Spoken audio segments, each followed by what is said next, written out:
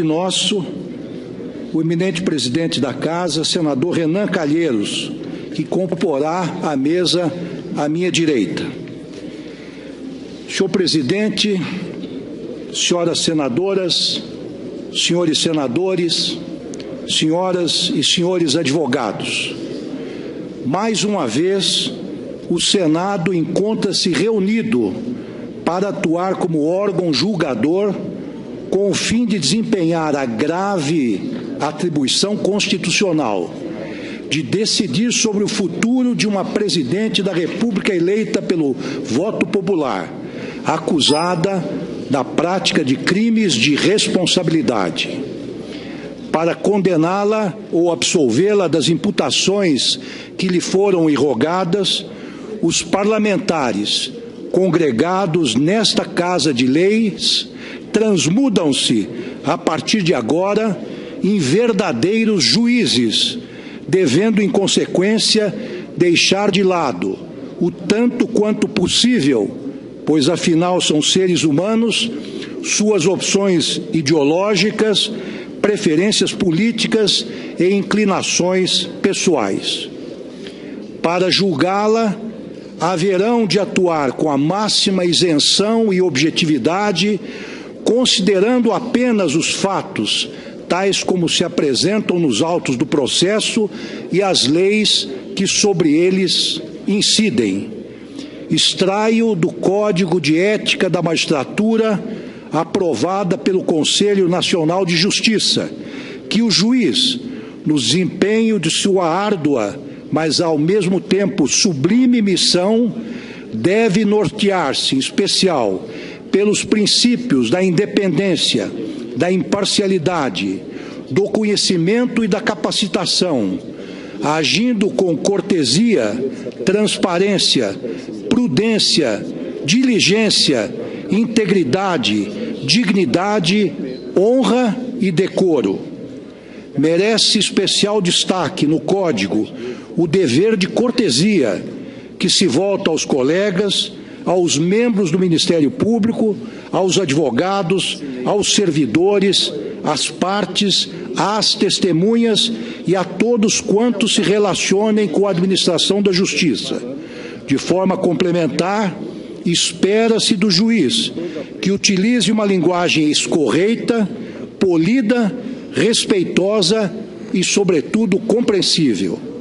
Já o magistrado prudente, esclarece o Código de Ética, é aquele que adota atitudes e decisões que resultem de juízos racionalmente motivados, após haver meditado e valorado os argumentos e contra-argumentos com os quais se defronta à luz do direito aplicável.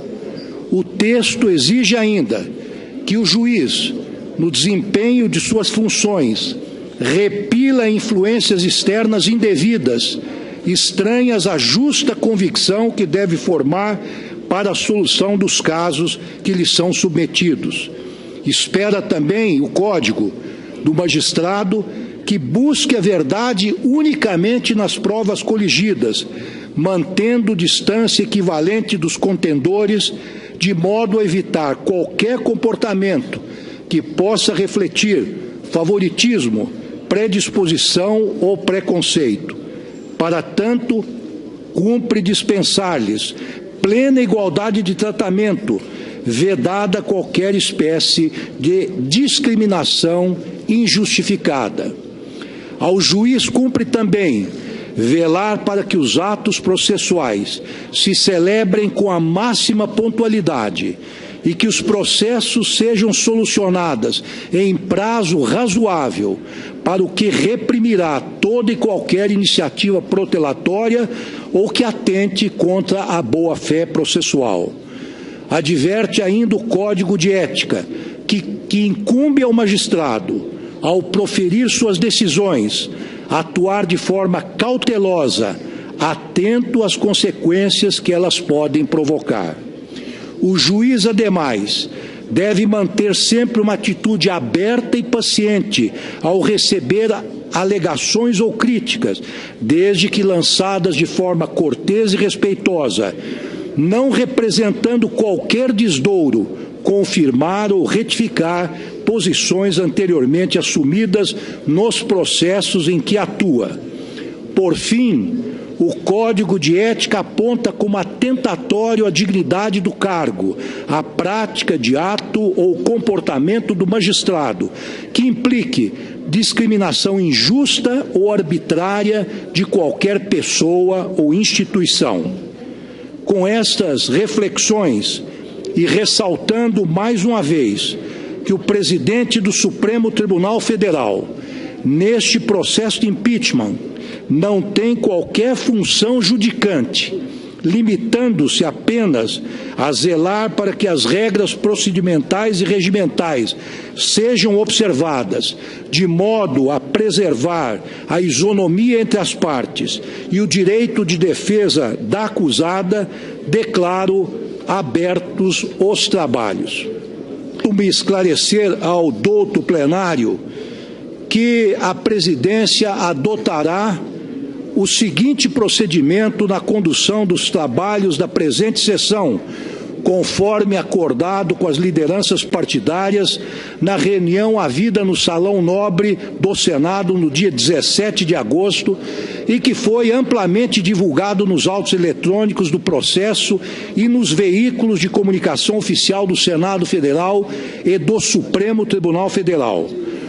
No que é relevante para esta sessão, destaco do roteiro acordado o seguinte. Em primeiro lugar, a sessão será suspensa às 13 horas e retomada às 14 horas, realizando-se em seguida nova pausa das 18 às 19 horas. Retomada a sessão, passadas 4 horas, os trabalhos poderão ser interrompidos por 30 minutos, conforme a necessidade ou a qualquer tempo, por prazo razoável, a juízo desta presidência. Da sessão de julgamento participarão como juízes, enfatizo como juízes, todos os senadores e senadoras presentes, com exceção dos que incidirem nas situações de incompatibilidade de natureza jurídico-processual. E até agora não registramos nenhuma dessas condições. A leitura do processo é dispensada nos termos regimentais, tendo em vista a publicação de suas principais peças em avulsos e a distribuição da íntegra do processo por meio digital. Questões de ordem ou manifestações pela ordem terão precedência relativamente às intervenções da acusação, da defesa e dos oradores inscritos para fazer uso da palavra, devendo ser formuladas em até 5 minutos.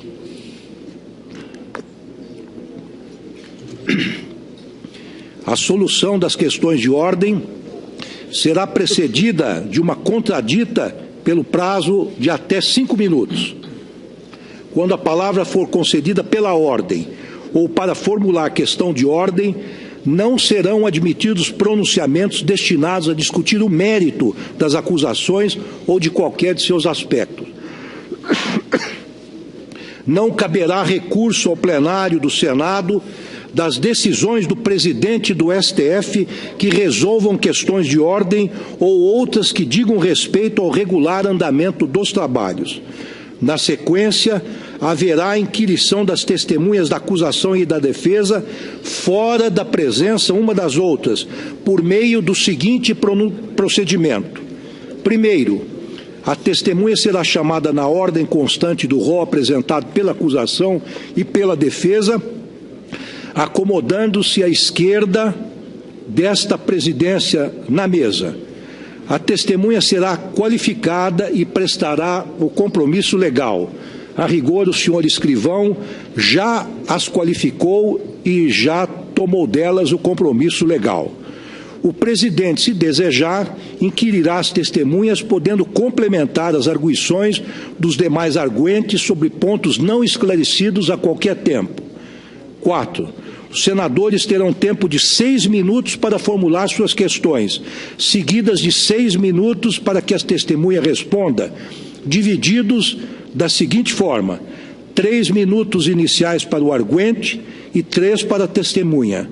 Em seguida, 3 minutos para esclarecimentos complementares para o arguente e 3 para a testemunha, não sendo admitida a aglutinação desses 12 minutos para inquirições no formato pergunta e resposta. 5.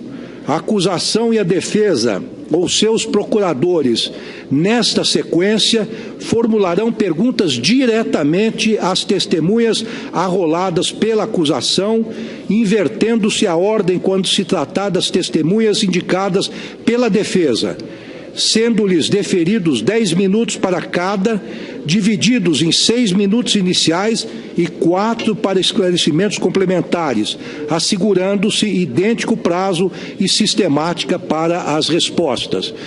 Esclareço que no precedente de 1992, as perguntas eram formuladas diretamente ao presidente e este fazia as reperguntas. Mas, diante da mudança do Código de Processo Penal e tendo em vista o avanço das comunicações em nosso país, as perguntas serão feitas agora diretamente conforme indicado. 6. Não serão admitidas, e peço especial atenção para isso, pelo presidente, perguntas que puderem induzir a resposta, que não tiverem relação com a causa ou que importem na repetição de outra respondida, ainda que veiculada em palavras diferentes. Portanto, não queremos bis in idem no que diz respeito às perguntas. 7. As perguntas e eventuais reperguntas deverão ser feitas objetivamente, sem necessidade de fundamentação, a fim de que as testemunhas não sejam induzidas, ainda que inconscientemente, às respostas. Estes tópicos, senhoras senadoras, senhores senadores, constam do Código de Processo Penal. Portanto, são objeto de uma lei que deve ser respeitada. E mais, às testemunhas não será permitido fazer apreciações pessoais, salvo quando inseparáveis da narrativa do fato. Prestados estes esclarecimentos, passa-se ao objeto da sessão propriamente dita. Peço ao senhor escrivão que apregoe as partes do processo.